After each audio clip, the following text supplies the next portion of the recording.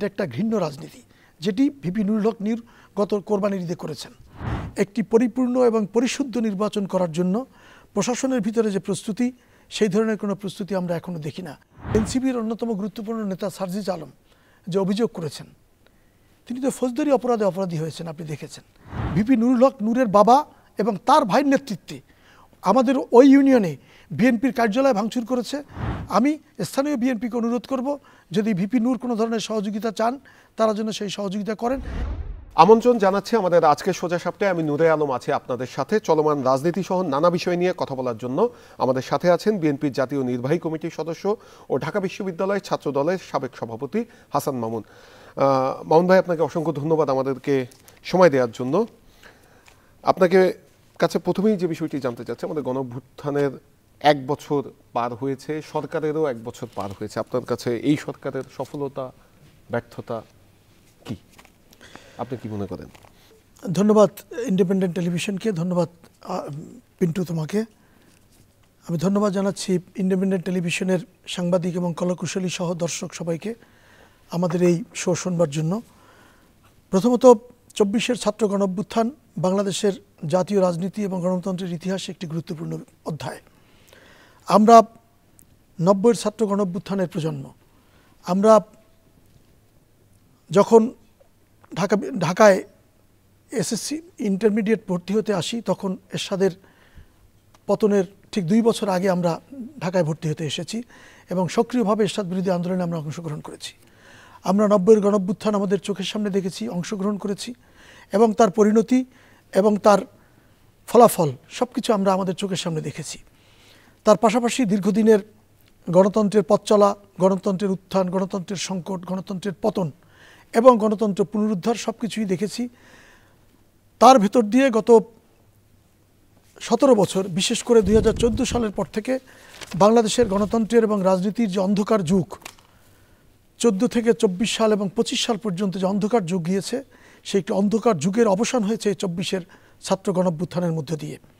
এবং এই ছাত্র গণঅভ্যুত্থান এমন একটি গুরুত্বপূর্ণ ঘটনা, মহান মুক্তিযুদ্ধের পরে সবচেয়ে বেশি মানুষ এই গণঅভ্যুত্থানে প্রাণ দিয়েছে। হাজার হাজার মানুষ গুলিবিদ্ধ হয়েছে, শত শত মানুষ হাজার হাজার মানুষ আহত হয়েছে, শত শত তরুণ, যুবক, শ্রমিক, কৃষক অন্ধত্ব বরণ করেছে, পঙ্গুত্ব বরণ করেছে। সুতরাং যেভাবে আমরা বলে এসেছি আগে যে লাখো শহীদের রক্তের মধ্য দিয়ে আমরা স্বাধীনতা পেয়েছি, তেমনি হাজার হাজার শহীদের রক্তের মধ্য দিয়ে আমরা 24-এর ছাত্র গণঅভ্যুত্থান পেয়েছি। সুতরাং সেই 24-এর ছাত্র গণঅভ্যুত্থানের সরকারের কাছে এবং গণঅভ্যুত্থানের সকল শক্তির কাছে আমাদের প্রত্যাশা অত্যন্ত বেশি এবং সেই প্রত্যাশা নিয়েই আমরা 1 বছর পালন করেছি। কিন্তু প্রত্যাশা অনুযায়ী আমাদের প্রাপ্তি যদি আমরা বিশ্লেষণ করি, তাহলে অনেক কিছু আছে হতাশাজনক এবং অনেক কিছু আছে আশাব্যঞ্জক। তার ভিতরে বলতে গেলে অনেকটা প্রায় 50-50। যতটা আমরা আশাব্যঞ্জক হয়েছি তা হচ্ছে শহীদের হত্যার বিচার একটা পর্যায়ে গিয়েছে, বিচার কার্যক্রম শুরু হয়েছে।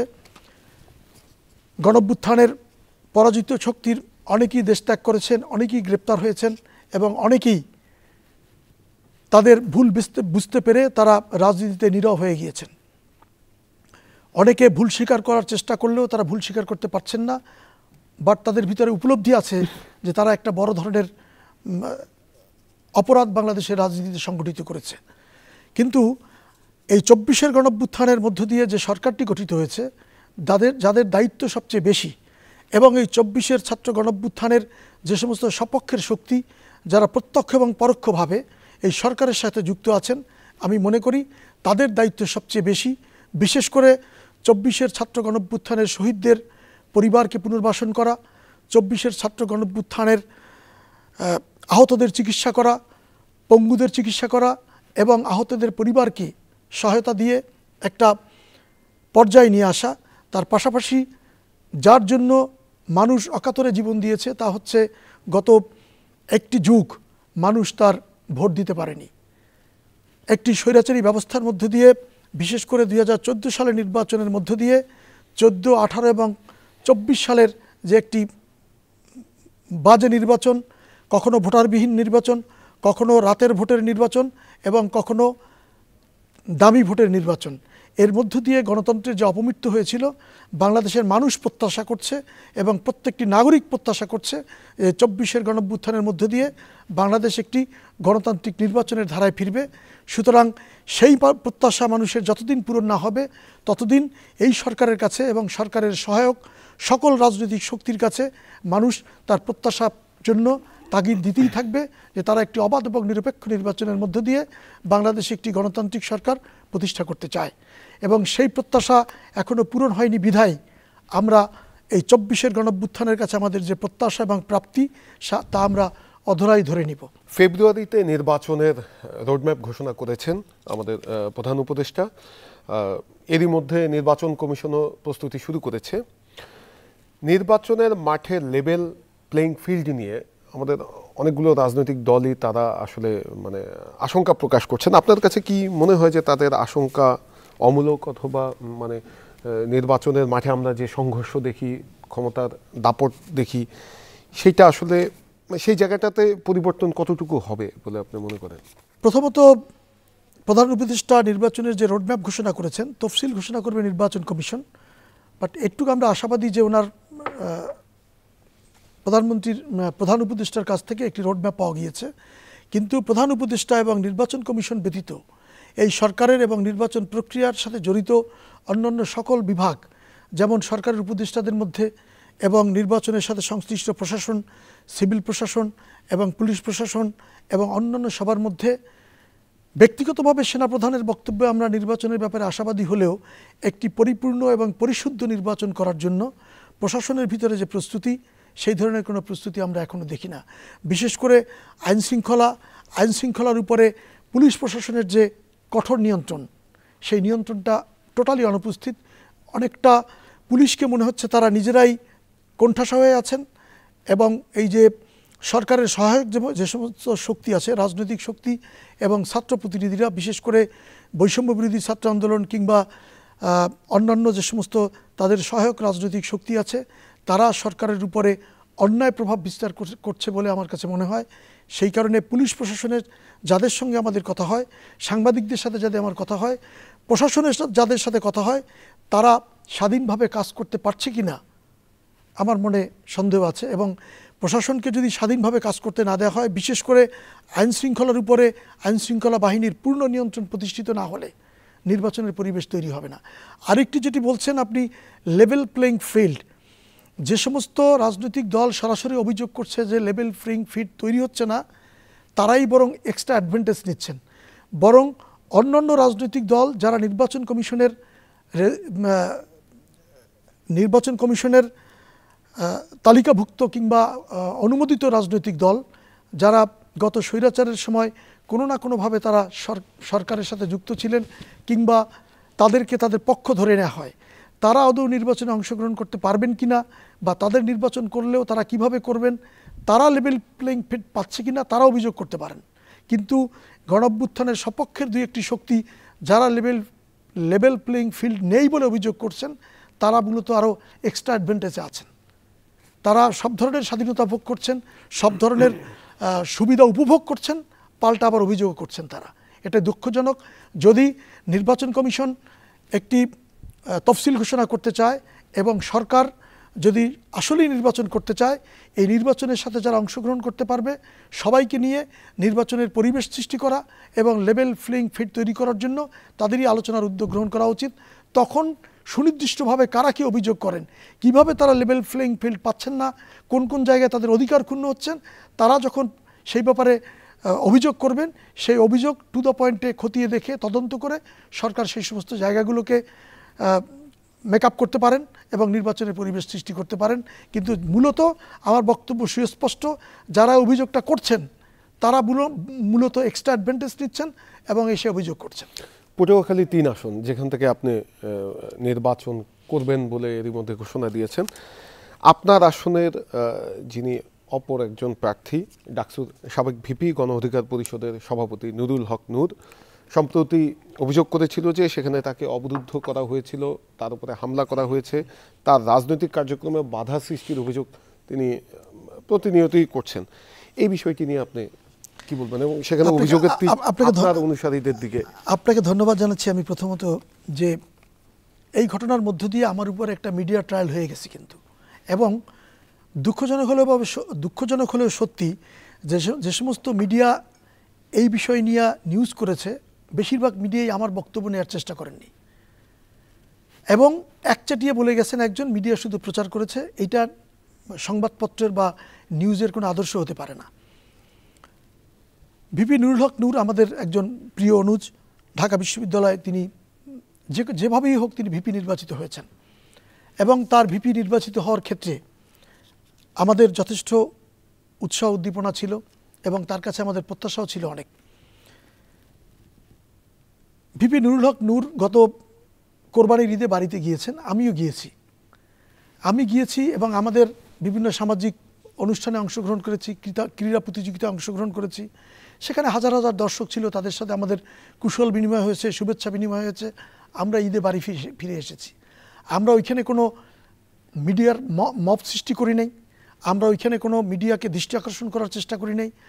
এই যে গায়ে পড়ে সত্য মিথ্যা বানিয়ে মিডিয়াকে বলা এবং একটা মিডিয়ার অ্যাডভান্টেজ নিয়ে নিজেকে ফোকাস করার চেষ্টা, এটা একটা ঘৃণ্য রাজনীতি, যেটি ভিপি নুরুল হক নূর গত কোরবানির ঈদে করেছেন। একটি রাস্তা গত সরকারের আমলে তার দলীয় ঠিকাদাররা একটি রাস্তা ফেলে গিয়েছেন, 5 তারিখের পরে সেটি নতুন করে কাজ শুরু হয়েছে এবং সেই কাজটা যে করছেন তিনিও একজন আওয়ামী ঘরানারই ঠিকাদার। আমি তাকে চিনিও না, তার নাম শুনেছি, ফিরোজ তার নাম। কাজটি করছেন ফিরোজ। সেই কাজটার অচলাবস্থা নিয়ে বা সেই কাজটার ঠিকমতো হচ্ছে কি হচ্ছে না সেই বিষয় নিয়ে তিনি অভিযোগ করেছেন জেলা বিএনপির সেক্রেটারিকে টার্গেট করে, যেটা সম্পূর্ণ অন্যায় এবং মিথ্যা অভিযোগ করেছেন। নাম্বার 2, তার নিজের ইউনিয়নে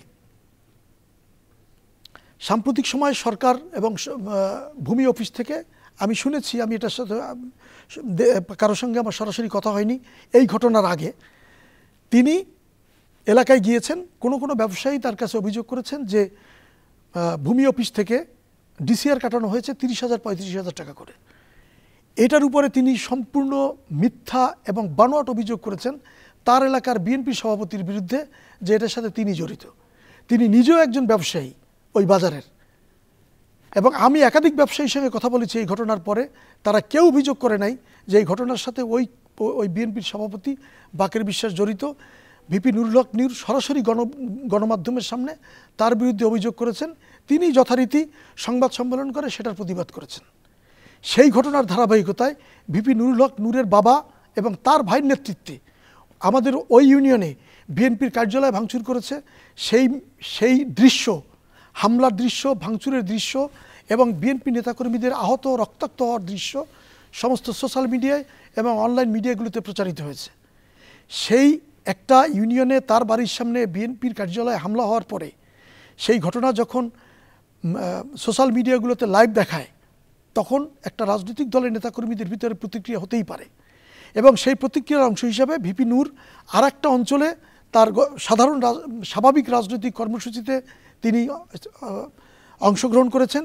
সেখানে চারিদিক থেকে বিভিন্ন দিকের নেতাকর্মীরা প্রতিক্রিয়া দেখিয়েছে, ওদিকে যাচ্ছিল, সিনিয়র নেতাকর্মীরা তাদেরকে আটকানোর চেষ্টা করেছে, থামানোর চেষ্টা করেছে, প্রশাসন হস্তক্ষেপ করেছে। এবং ইভেন আমি তার 2 দিন আগে ঢাকায় এসেছি, সরাসরি সে গণমাধ্যমে আমার বিরুদ্ধে অভিযোগ করেছে, জেলা প্রশাসককে জড়িয়ে আমাকে জড়িয়ে বিভিন্ন ধরনের অভিযোগ করেছে, যা সম্পূর্ণ বানোয়াট এবং রুচিহীন মিথ্যাচার। আমি সেগুলোর অবতারণা করতে চাই না, কিন্তু সবচেয়ে দুঃখজনক বিষয় হচ্ছে যে এই ধরনের মিথ্যাচার কোনো ধরনের কোনো জবাবদিহিতা ছাড়া, কোনো ধরনের কোনো প্রতিকার ছাড়া এবং এর কাউন্টারে যে বক্তব্য আছে এবং বস্তুনিষ্ঠ সত্য আছে সেই সত্য প্রচার না করেই এই ধরনের ভিপি নূরদের বক্তব্য গণমাধ্যম 100% মিথ্যা বানোয়াট নিউজ প্রচার করছে। এর কোনো জবাবদিহিতা নেই। সুতরাং আজকে আপনি যে প্রশ্ন করেছেন, আপনি আমি গণমাধ্যমকে দাবি জানাবো যে আপনারা তদন্ত করুন সেদিনের ঘটনা কি ছিল, কেন বিএনপি অফিসে তার ভাই এবং তার বাবার নেতৃত্বে হামলা হয়েছে তার ইউনিয়নে, এবং তার পরিপ্রেক্ষিতে তার উপরে হামলা তো দূরের কথা, বিএনপির নেতাকর্মীরা অবস্থান নিয়েছিল 1.5 থেকে 2 কিলোমিটার দূরে।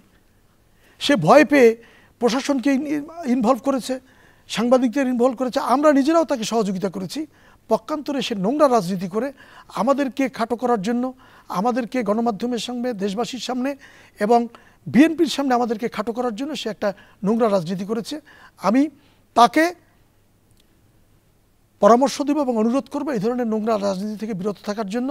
আর যদি তার কাছে সুনির্দিষ্ট কোনো প্রমাণ থাকে যে এই ঘটনার সাথে আমার কোনো সংশ্লিষ্টতা আছে, তাহলে প্রয়োজনে সে অভিযোগ করতে পারে। আমি সে অভিযোগ মিডিয়ার সামনে খণ্ডন করার চেষ্টা করব। মোহন ভাই, যেটি হচ্ছে বিএনপির একদম উচ্চ পর্যায় থেকে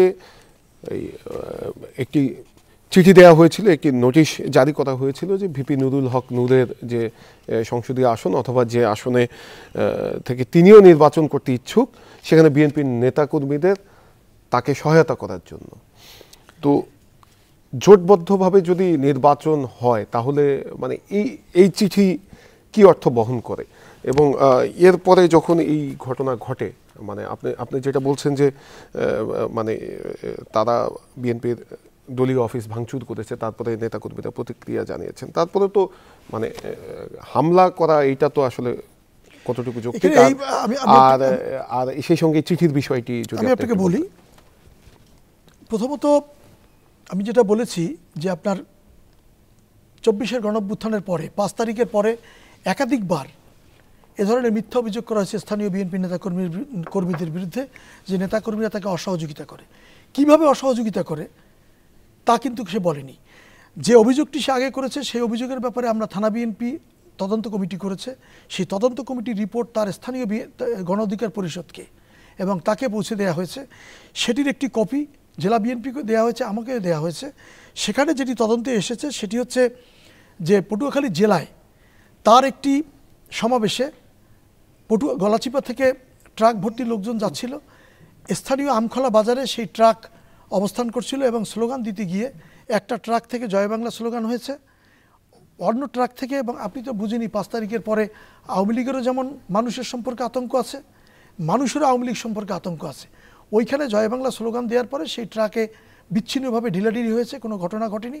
কিন্তু সেইটাকে তাল বানিয়ে, তিলকে তাল বানিয়ে যেভাবে প্রচার করা হয়েছে, সেই ধরনের কোনো কিছু তার স্থানীয় বিএনপি, তার জেলা বিএনপি, স্থানীয় বিএনপি এবং জেলা বিএনপি তদন্ত করে ওই ধরনের কিছু পায়নি এবং স্থানীয় গণ অধিকার পরিষদও সেই ধরনের কোনো কথা অভিযোগ করেনি। কেবলমাত্র ভিপি নূরের এই যে চটকদারি বক্তব্য এবং এই ধরনের মিথ্যা অভিযোগ ছাড়া ওগুলোর কোনো সত্যতা প্রমাণ পাওয়া যায়নি। সেটি নিয়ে এবং আরও কিছু বিষয় নিয়ে সম্ভবত জোটের মিটিংয়ে আলোচনা হয়েছে যে জোটের নেতাদের নিরাপত্তা নেই, সেই কারণে যারা যারা নিরাপত্তা চেয়েছেন দল থেকে তাদেরকে সহযোগিতা করার জন্য জোটের সহযোগী হিসাবে স্থানীয় বিএনপিকে সহযোগিতা করতে বলা হয়েছে। স্থানীয় বিএনপিকে বলা হয়নি যে তার নেতৃত্বে রাজনীতি করার জন্য, স্থানীয় বিএনপিকে বলা হয়নি তার নেতৃত্বে নির্বাচনী পরিবেশ তৈরি করার জন্য। বিএনপি তার সম্মানজনক জায়গায় রয়েছেন, বিএনপি তার সাংগঠনিক রাজনীতি নিয়ে আছেন এবং সে তার রাজনীতি নিয়ে আছেন। আর বিএনপি তাকে কেন, কোন ধরনের সহযোগিতা তিনি বিএনপির কাছ থেকে চান তাও কিন্তু বলেনি। তিনি যদি বলেন যে বিএনপির জন্য তার বিএনপির কারণে তিনি অনিরাপদ বোধ করছেন, তার নিরাপত্তার জন্য আমরা সর্বোচ্চ ব্যবস্থা গ্রহণ করব, কিন্তু ওনাকে বলতে হবে যে জোটের সিদ্ধান্তে কোন ধরনের সহযোগিতা চাওয়া হয়েছে এবং তিনি কোন ধরনের সহযোগিতা চান। আমি স্থানীয় বিএনপিকে অনুরোধ করব যদি ভিপি নূর কোনো ধরনের সহযোগিতা চান তারা যেন সেই সহযোগিতা করেন। ব্যক্তিগতভাবে আমার পক্ষ থেকে কোনো ধরনের অসহযোগিতা থাকবে না এবং আমি নিজে একজন অনুজ হিসেবে তাকে স্নেহ করি এবং সম্মানের জায়গা থেকে তাকে সেই স্নেহটি আমি করতে চাই। কিন্তু মিথ্যা অভিযোগ করে বিএনপির কাছ থেকে ফায়দা লোটার বা অ্যাডভান্টেজ নেওয়ার কোনো সুযোগ নেই। কারণ কি, আমাদের ওই আসনে বিএনপি নেতারা এখন একটা ভিন্ন রকম ঐক্যবদ্ধতার মধ্যে আছে। তার কারণ হচ্ছে যে আপনার 1979 সালের পরে 96 সালের 15ই ফেব্রুয়ারিতে মাত্র 17 দিনের জন্য আমাদের ওখানে এমপি ছিল। সেই 91, 96, 2001 থেকে শুরু করে 2025 পর্যন্ত ওখানে বিএনপি নেতাকর্মীরা কোনো দলীয় এমপি পায়নি। সুতরাং বিএনপি নেতাকর্মীরা এবং স্থানীয় মানুষ বিএনপির সেবা পেতে এবং বিএনপি নেতাকর্মীরা তাদের দলীয় এমপি পাওয়ার জন্য তারা ঐক্যবদ্ধ আছেন। সুতরাং স্থানীয় বিএনপির নেতারা জোটের প্রার্থী বা জোটের সিদ্ধান্তকে কিভাবে গ্রহণ করবেন জানি না, তবে আমার পক্ষ থেকে আমি নির্বাচন করার ব্যাপারে দৃঢ় প্রতিজ্ঞ। আমি আশা করব যে দল জনপ্রিয়তার মানদণ্ডে ওখানে দলের মনোনয়ন দিবেন এবং দল যদি মনোনয়ন দেয় আমি নির্বাচন করব। এর বাইরে আপাতত আমার কোনো বক্তব্য নেই। একটু ভিন্ন বিষয়ে আসি। ঐক্যমত্য কমিশনের অনেক প্রস্তাবেই একমত হয়েছে বিএনপি, যেমন প্রধানমন্ত্রী, দুইবারের বেশি কেউ প্রধানমন্ত্রী হতে পারবে না, এই ধরনের অনেক বড় বড় বিষয়ে বিএনপি একমত হয়েছে। এখন একটি শঙ্কা অনেকেই করছে যে ক্ষমতায় যাওয়ার পরে এই যে ঐক্যমতের ভিত্তিতে যে সংস্কারের বিষয়গুলো আছে সেগুলোর বাস্তবায়ন কতটুকু হবে? আপনি কি মনে করেন? আপনি ঢাকা বিশ্ববিদ্যালয়ের ছাত্র দলের সভাপতি ছিলেন। আমি আপনাকে বলি, শুনুন, রাজনৈতিক দলের সবচেয়ে বড় দায়বদ্ধতা হচ্ছে জনগণের কাছে। এই 24-এর গণঅভ্যুত্থানের মধ্য দিয়ে বাংলাদেশের গণতন্ত্র মানা মানুষের এবং বাংলাদেশের স্বাধীনতা সার্বভৌমত্বে বিশ্বাসী মানুষের মধ্যে যে একটি বৃহত্তর ঐক্য গড়ে উঠেছে, বিএনপি কখনোই এই ঐক্যের বাইরে যাওয়ার চেষ্টা করবে না। আমি আপনাকে একটু পিছনে ফিরিয়ে নিয়ে যাই। 90-এর গণঅভ্যুত্থানে সর্বদলীয় ছাত্রৈক্যের একটি 10 দফা ছিল এবং 3 জোটের রূপরেখা ছিল। আপনি ইতিহাস ঘেঁটে দেখুন, 3 জোটের রূপরেখা এবং সর্বদলীয় ছাত্রৈক্যের যে রক্তস্নাত 10 দফা, সেই 10 দফার যতগুলো দফা বাংলাদেশের রাজনীতিতে বাস্তবায়ন হয়েছে সবগুলো বিএনপি সরকার করেছে। সুতরাং বিএনপি জনগণের দল এবং বিএনপি নির্বাচনের মাধ্যমে রাজনৈতিক ক্ষমতা এবং ক্ষমতায় যাওয়ার জন্য তারা বিশ্বাসী একটি রাজনৈতিক দল। আমার দৃঢ় বিশ্বাস এবং ভারপ্রাপ্ত চেয়ারম্যানের যে কমিটমেন্ট, 24-এর গণঅভ্যুত্থানের যে ঐক্যমত কমিশনের যে সমস্ত সুপারিশ, তার পাশাপাশি দেশনায়ক তারেক রহমান এবং বিএনপির প্রণীত যে 31 দফা, সেই 31 দফার মধ্যে খুবই 31 দফার সাথে ঐক্যমত কমিশনের ম্যাক্সিমাম দাবির সাথেই বিএনপির 31 দফার মিল রয়েছে। সুতরাং বিএনপির এমন কোনো কিছু নেই যে এই ঐক্যমত কমিশনের সিদ্ধান্ত বাস্তবায়ন করতে গিয়ে রাজনৈতিকভাবে বিএনপি ক্ষতিগ্রস্ত হবে কিংবা বাংলাদেশের জনগণের কাছে বিএনপির কোনো ক্ষতির মুখোমুখি হতে হবে। বিএনপি, আমি মনে করি, ঐক্যমত কমিশনের মধ্য দিয়ে যে সমস্ত সিদ্ধান্ত বেরিয়ে এসছে এবং বিএনপির নিজেদের প্রণীত যে 31 দফা, এই 31 দফা এবং ঐক্যমত কমিশনের সিদ্ধান্ত বাস্তবায়ন করার মধ্য দিয়েই আগামী যে সরকার, বাংলাদেশ জাতীয়তাবাদী দলকে যদি জনগণ ভোট দেয় এবং বিএনপি যদি নির্বাচিত হয়, বিএনপি শতভাগ ঐক্যমত কমিশনের সুপারিশ এবং বিএনপির যে 31 দফা তার ভিতরেই রাজনীতি সীমাবদ্ধ রাখার চেষ্টা করবে এবং তা বাস্তবায়নের মধ্য দিয়েই বাংলাদেশ একটি উন্নতর স্তরের গণতন্ত্রে প্রবেশ করবে বলে আমার মনে হয়। একটি বিষয় একটু আমি আপনাকে জিজ্ঞেস করি, যেহেতু আপনি ঢাকা বিশ্ববিদ্যালয়ের ছাত্র দলের সাবেক সভাপতি এবং ছাত্র রাজনীতি করেছেন দীর্ঘ সময়, বর্তমান যে তরুণ প্রজন্ম, আমরা যেটি দেখেছি গণঅভ্যুত্থানে, মানে আমরা আগে আমাদের যেটি ধারণা ছিল যে রাজনীতির সাথে সম্পৃক্ত থাকে মোটামুটি পাবলিক বিশ্ববিদ্যালয়ের শিক্ষার্থীরা, কিন্তু এই গণঅভ্যুত্থানে কিন্তু আমাদের ধারণা পুরো পাল্টে দিয়েছে। 16 জুলাইয়ের পর থেকে যে আন্দোলন অথবা গণঅভ্যুত্থানের রূপ নেয়, এটার বড় ভূমিকা ছিল বেসরকারি বিশ্ববিদ্যালয় এবং বেসরকারি বিশ্ববিদ্যালয়ের শিক্ষার্থীরা রাজনীতিতে সেইভাবে অ্যাক্টিভ না, কিন্তু তারা রাজনীতি সচেতন। এখন এই যে তরুণ সমাজের যে পালস, মানে তারা দেশকে যে জায়গাটাতে দেখতে চায় এবং আসলেই কিছু বড় বড় সংস্কার তারা দেখতে চায়, যে মানুষের ভোটাধিকার 5 বছর পর পর ভোটাধিকার থাকবে। এবং আগে আমরা দেখেছি যে স্বৈর শাসনের সময় মন্ত্রীদের যেসব বক্তব্য, এগুলোতে মানুষ বিরক্ত ছিল। তো সেই জায়গাগুলোতে বিএনপি কতটুকু নজর দিচ্ছে এই তরুণ সমাজকে ধরে রাখার জন্য? প্রথমত হচ্ছে গিয়ে আপনার এই যে 24-এর গণঅভ্যুত্থানে সকল রাজনৈতিক এবং সকল সামাজিক শক্তির অংশ যে তরুণরা, তারা অংশগ্রহণ করেছে। এখানে এনসিপি কিংবা তরুণ সমাজের প্রতিনিধিত্বকারী নিজেদেরকে যারা দাবি করে, তারা আসলে সকল তরুণ সমাজের প্রতিনিধি কিনা এটা নিয়ে আমার সন্দেহ আছে। আমি এই 24-এর ছাত্র গণঅভ্যুত্থানের, বিশেষ করে 16 জুলাইয়ের পর থেকে যে সমস্ত ঘটনা ঘটেছে, বিশেষ করে ঢাকা বিশ্ববিদ্যালয় ভ্যাকেন্ট করে দেওয়ার পরে এই 24-এর ছাত্র গণঅভ্যুত্থানের যে আন্দোলনের সূচনা, সেখানে কিন্তু বড় ধরনের একটা ধাক্কা লেগেছিল যে ঢাকা বিশ্ববিদ্যালয়ের ছাত্রছাত্রীরা হল ছেড়ে দেওয়ার পরে এই আন্দোলন আদৌ কন্টিনিউ করা যাবে কিনা। কিন্তু পরের দিন কিন্তু প্রাইভেট বিশ্ববিদ্যালয়গুলো সমস্ত কিছু চেঞ্জ করে দিয়েছে। বাংলাদেশের ছাত্রদের জন্য, বিশেষ করে পাবলিক বিশ্ববিদ্যালয়ের ছাত্রদের জন্য এবং বাংলাদেশের গণতন্ত্র মানা মানুষের জন্য প্রাইভেট বিশ্ববিদ্যালয়ের ছাত্রছাত্রীদের যে দরদ এবং দেশের প্রতি তাদের যে কমিটমেন্ট, তারা প্রমাণ দিয়েছেন তার পরদিন থেকে। যেভাবে প্রাইভেট বিশ্ববিদ্যালয়ের ছাত্ররা জীবন দিয়েছে, পাবলিক বিশ্ববিদ্যালয়ের ছাত্রছাত্রীরাও জীবন দিয়েছে, তারাও জীবন দিয়েছে।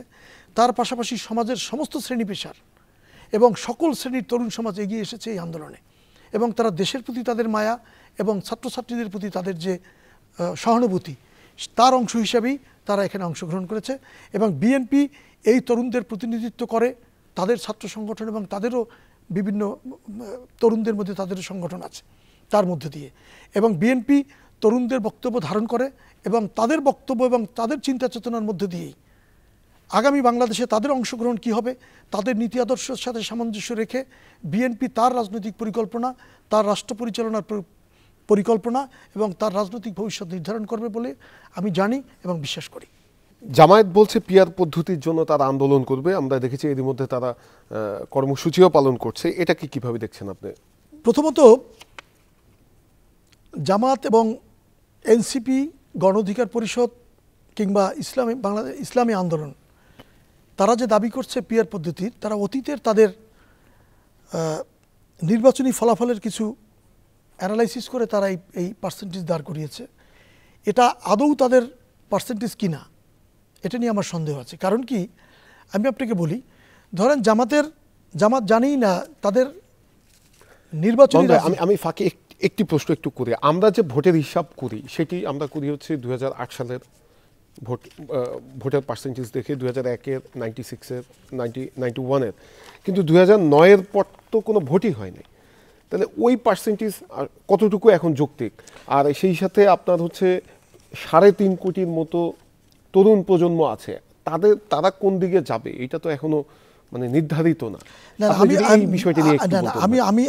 আমি তাদের রাজনৈতিক দৃষ্টিভঙ্গিকে বিশ্লেষণ করার চেষ্টা করছি এবং তাদের যে সমস্ত নেতৃবৃন্দের সঙ্গে আমাদের কথা হয়, তারা যেগুলো বলার চেষ্টা করেন আমি সেটিকে অ্যানালাইসিস করছি। সেটা হচ্ছে যে তারা ভোটের পার্সেন্টেজ হিসাব করে তারা তাদের আসন নির্ধারণ করতে চান।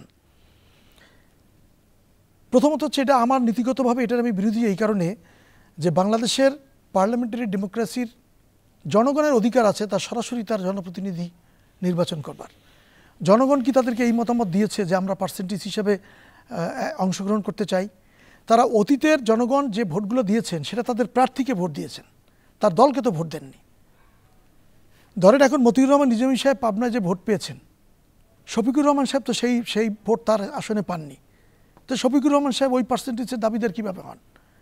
সুতরাং যে সমস্ত জামাত জানেই না যে তাদের যে বিভিন্ন নেতারা ফাঁসি হওয়ার কারণেই হোক বা বয়সের কারণেই হোক, তাদের যে সমস্ত নেতারা মৃত্যুবরণ করেছেন বা শহীদ হয়েছেন তারা দাবি করেন, তারা যে সমস্ত ভোটের অধিকারী ছিলেন ব্যক্তিগতভাবে, পাবনায় আব্দুস সোবহান বলেন, মতিউর রহমান নিজামী বলেন, সাতক্ষীরায় যে সমস্ত বয়োজ্যেষ্ঠ নেতারা ছিলেন, সেই সমস্ত নেতাদের মৃত্যুর সাথে সাথে তারা অনেক ভোট ব্যাংক তারা হারিয়েছেন, এই অ্যানালাইসিস তাদের নেই। এবং জামাত রাজনীতির শুরু থেকে শেষ পর্যন্ত তাদের কর্মীদের ডেডিকেশন আছে, তাদের পরিশ্রম আছে, তাদের কমিটমেন্ট আছে এবং আমি দাবি করি তাদের সততাও আছে। কিন্তু তাদের রাজনৈতিক অ্যানালাইসিস বরাবরই ভুল ছিল, এবারও তারা ভুল করছেন। তারা জানেন না, এবং তারা জানেন না অথবা তারা জেনে শুনেই আওয়ামী লীগ এবং আওয়ামী মনা রাজনীতিবিদ যারা, তাদের ভোটের পার্সেন্টেজের মাধ্যমে তাদেরকে একটা অ্যাডভান্টেজ দেওয়ার জন্য তারা এই পার্সেন্টেজের রাজনীতিতে গিয়েছেন। তারা পার্সেন্টেজ পেলে আওয়ামী লীগ পার্সেন্টেজ পাবেন না, আওয়ামী লীগের ভোট নেই, সেই পার্সেন্টেজ অনুযায়ী আওয়ামী লীগ আসন পাবে না। তাহলে যে আমি প্রশ্ন করি যে আওয়ামী লীগকে অ্যাডভান্টেজ দেওয়ার জন্যই তারা এই পরিকল্পনায় নেমেছেন এবং তাদের সাথে যোগসূত্র আছে এটার, অথবা বিএনপির বিজয় রোধ করার জন্যই তারা একটা নেক্সাস তৈরি করেছেন নতুন, যাতে একটি হ্যাং পার্লামেন্ট তৈরি হয় অথবা আদৌ বাংলাদেশে একটি সরকার গঠন করা সম্ভব না হয় এবং এটি সংকটে পড়ে নতুন করে বাংলাদেশ। কিন্তু তারপরে আমি বলবো যে তারা যে রাজনৈতিক পরিকল্পনা করছেন এটা মূলত তাদের নির্বাচনী এজেন্ডা নয়, নির্বাচন বানচাল করার এজেন্ডা। এবং বাংলাদেশের মানুষের বোঝা উচিত এটি একটি অশুভ তৎপরতা, এবং নির্বাচনকে বানচাল করে তারা একটি সরকারের কাঠামো পরিবর্তন করে নতুন করে একটা মানে এই গোজামিলের সরকারে তারা সরাসরি সরকারে অংশগ্রহণ করতে চান নির্বাচনকে বাইপাস করে, এবং সেই পরিকল্পনার অংশ হিসাবেই তারা অহেতুক, অযৌক্তিক এবং গোজামিলের দাবি করে নির্বাচনকে ব্যাহত করার চেষ্টা করছেন। আপনার কি মনে হয় যে তাদের এই আন্দোলনে নির্বাচনের উপরে প্রভাব পড়তে পারে? তারা সরকারের কাঠামোগত যে দুর্বলতার সুযোগ নিচ্ছেন কিংবা আইনশৃঙ্খলা বাহিনীর অসহায়ত্বের যে সুযোগ নিচ্ছেন, এটা সম্পূর্ণ অনৈতিক, এবং তাদের বোঝা উচিত যে তারা রাজপথে মব ক্রিয়েট করে ইতিমধ্যে যে সমস্ত অ্যাডভান্টেজ নিয়েছেন, সেই অ্যাডভান্টেজ যদি এখানেও নেওয়ার চেষ্টা করেন তাহলে তারা বড় ধরনের হুমকির মুখে পড়বেন। কারণ তাদের বোঝা উচিত যে যে কোনো অস্বাভাবিক পরিস্থিতির মধ্য দিয়ে এই গণঅভ্যুত্থানের তাদের, আমাদের এবং সকলের যে প্রধান প্রতিপক্ষ রয়েছে তা হচ্ছে অভ্যুত্থানের মধ্য দিয়ে যে পতিত শক্তি এবং পতিত স্বৈরাচার আছেন তাদের এবং তাদের সহায়ক যে সমস্ত শক্তি, সেই ধরনের শক্তিকে নতুন করে কোনো স্পেস দেওয়ার জন্য তারা এই কাজ করছেন কিনা এবং তাদের এই কাজের মধ্য দিয়ে তারা কোনো স্পেস পাবেন কিনা তাদের নতুন করে চিন্তা ভাবনা করা উচিত। জাতীয় নাগরিক পার্টি, যেটি হচ্ছে গণঅভ্যুত্থানের নেতৃত্ব দেওয়া ছাত্রদের একটি বড় অংশের নেতৃত্বে এই দলটি গঠন করা হয়েছে, তাদের সাথে বিএনপির এত দূরত্ব তৈরি হওয়ার কারণ কি বলে আপনি মনে করেন? এবং এই দূরত্ব তো আসলে কারোর জন্যই ভালো ফল বয়ে আনছে না, না বিএনপি না তাদের জন্য। মানে একে অপরের বিরুদ্ধে যেভাবে সার্বক্ষণিক সামাজিক যোগাযোগ মাধ্যমে ব্যাশিং চলছে, আপনাদের কাছে কি মনে হয়? প্রথমত এনসিপিকে নিয়ে আমি ভারতের আম আদমি পার্টির মতো নতুন কিছু আশা করেছিলাম। দিল্লিতে খুবই জনপ্রিয় একটি রাজনৈতিক দল আম আদমি পার্টি, অরবিন্দ কেজরিওয়াল যার নেতা। আপনি জানেন যে ভারতে লোকপাল বিল নিয়ে একটি আন্দোলন হয়েছিল কংগ্রেস সরকারের বিরুদ্ধে। সেই আন্দোলনের মধ্যে দিয়ে রাজনীতিতে সরকার পতন না হলেও রাজনীতিতে একটা বড় পরিবর্তন এসেছিল ভারতে, এবং সেই রাজনীতির চেতনার উপর দাঁড়িয়ে আম আদমি পার্টি তৈরি হয়েছিল। সেই আম আদমি পার্টি দিল্লিতে খুবই জনপ্রিয়তা নিয়ে একাধিকবার ক্ষমতা এসেছিল।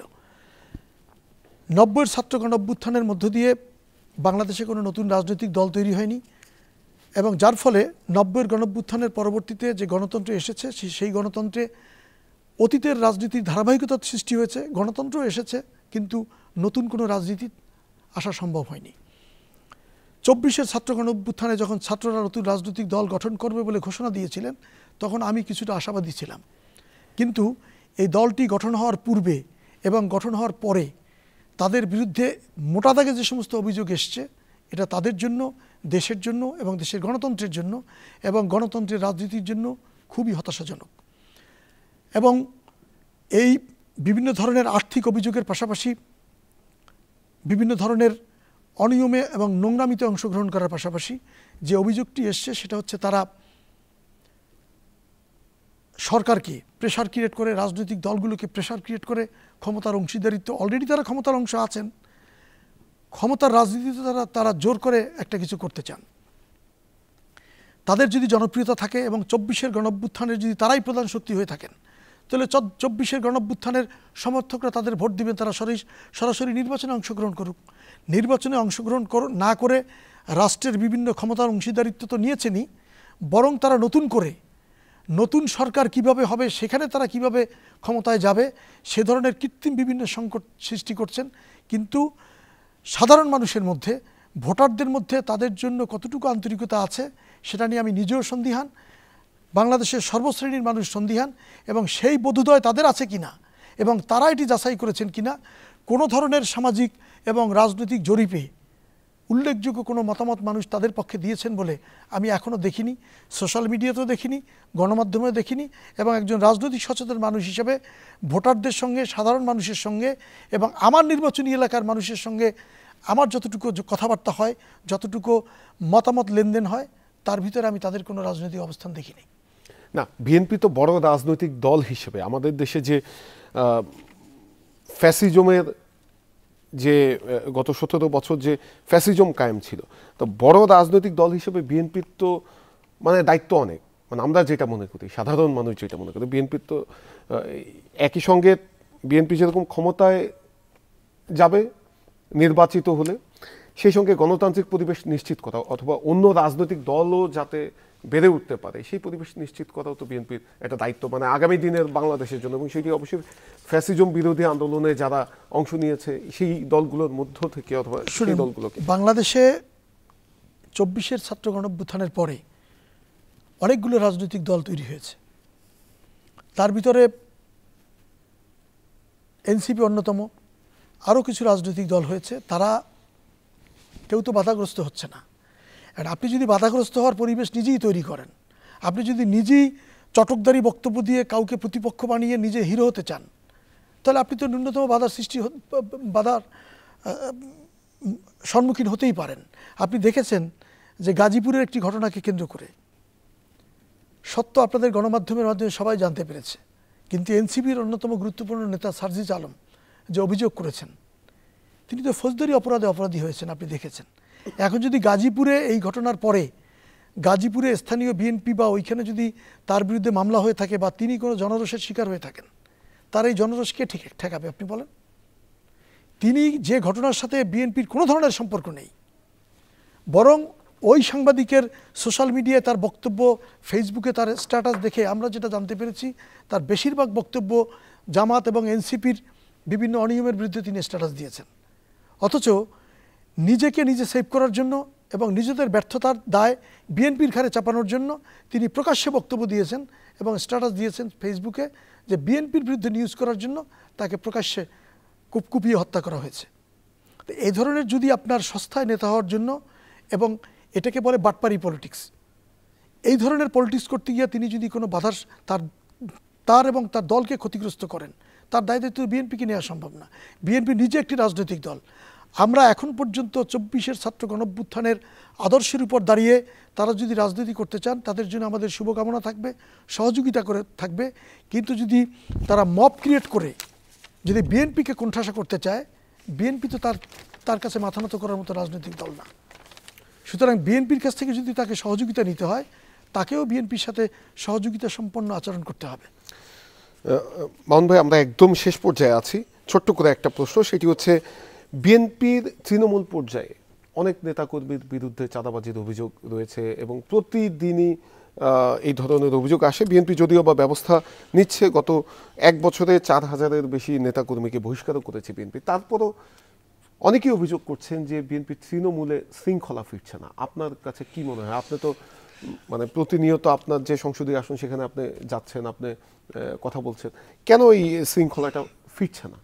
এখানে একটা গতকালকে তো আমরা দেখেছি যে ভোলাগঞ্জে যে পাথরকে কেন্দ্র করে বিএনপির থেকে বহিষ্কারও করা হয়েছে। আমি আপনাকে একটা প্রশ্ন করি, সেটা হচ্ছে জনগণের সম্পদ রক্ষা করার দায়িত্ব কার? আইন শৃঙ্খলা বাহিনী এবং সরকারের। আমি যদি প্রশ্ন করি যে ওখানে পাথর লুটপাটের ঘটনা ঘটছে, সিলেটের ডিসি কি করেছেন, সিলেটের এসপি কি করেছেন, ভোলাগঞ্জের ওসি কি করেছেন, সেনা ক্যাম্প কি করেছেন? এই প্রশ্নগুলো যদি আমি করি, একটা মানুষের জীবনের একটা ক্ষুদ্র অংশ জুড়ে রাজনীতি থাকে, তার বাইরে তার ব্যক্তিগত অর্থনৈতিক ব্যাপার থাকতে পারে, সামাজিক বিভিন্ন বিষয়ের সঙ্গে তিনি যুক্ত থাকতে পারেন। তার টোটাল রাজনৈতিক জীবনের সকল দায় দায়িত্ব, তো টোটাল জীবনের অর্থনৈতিক সামাজিক জীবনের দায় দায়িত্ব তো বিএনপির নেওয়া সম্ভব নয়। তারপরেও বিএনপি অনেক কিছুর দায়িত্ব নিয়েই বিএনপি পানিশমেন্ট নিচ্ছে। তবে আমি মনে করি বিএনপি যেগুলো নিচ্ছে সেগুলো হচ্ছে প্রতিষেধকমূলক ব্যবস্থা। বিএনপির উচিত প্রতিরোধকমূলক ব্যবস্থা গ্রহণ করা এবং সাংগঠনিক টিম গঠন করে কোন কোন নেতা কর্মী এর সঙ্গে জড়িত, আগাম তাদেরকে প্রতিরোধ করার চেষ্টা করা, তাদেরকে ফিরিয়ে নিয়ে আসা, যদি না হয় আগাম শাস্তিমূলক ব্যবস্থা গ্রহণ করা। অপরাধ ধরা পড়ার পরে শাস্তি নেওয়া, এটা বিএনপির জন্য একটি ক্ষতির কারণ হয়ে দাঁড়াচ্ছে। বিএনপির উচিত প্রতিরোধকমূলক ব্যবস্থা গ্রহণ করা এবং একজন রাজনৈতিক কর্মী হিসাবে বিএনপিকে আমরা এ ব্যাপারে সব ধরনের সহযোগিতা করছি এবং করব, এবং আমরাও নিজেরাও এটার শিকার হচ্ছে। আরেকটা বিষয় হচ্ছে মাঠ পর্যায়ে প্রশাসন এতই দুর্বলতা প্রকাশ করছে এবং কোনো কোনো ক্ষেত্রে মাঠ প্রশাসন নিজেরাও অন্যায়ের সাথে জড়িয়ে যাচ্ছে বিভিন্নভাবে। বিভিন্ন অবৈধ অর্থ যেখানে আছে সেখানে প্রশাসন পার্টিসিপেট করছে স্থানীয় শক্তিগুলোর সাথে, অপরাধী শক্তিগুলোর সাথে, বিশেষ করে মাদক এবং বিভিন্ন স্থানীয় ব্যবসার সঙ্গে প্রশাসন জড়িয়ে যাচ্ছে। আমি সরকারকে বিনয়ের সঙ্গে বলবো, প্রশাসনকে সর্বশক্তি প্রয়োগ করার জন্য আমরা স্থানীয়ভাবে প্রশাসনকে সহযোগিতা করব এবং বিএনপিকে বলবো বিএনপিকে আরও কয়েক গুণ প্রতিরোধমূলক ব্যবস্থা গ্রহণ করতে, যাতে বিএনপি নেতাকর্মীরা যারা বিএনপির বাধা উপেক্ষা করে এই সমস্ত ঘটনায় জড়ানোর আগেই তাদের বিরুদ্ধে শাস্তিমূলক ব্যবস্থা গ্রহণ করার জন্য, যাতে বিএনপির তাদের দায় দায়িত্ব বিএনপিকে গ্রহণ করতে না হয়। অসংখ্য ধন্যবাদ। আমরা চলমান রাজনীতি সহ নানা বিষয় নিয়ে কথা বলছিলাম বিএনপির জাতীয় নির্বাহী কমিটির সদস্য, ঢাকা বিশ্ববিদ্যালয়ের ছাত্র দলের সাবেক সভাপতি হাসান মামুনের সঙ্গে।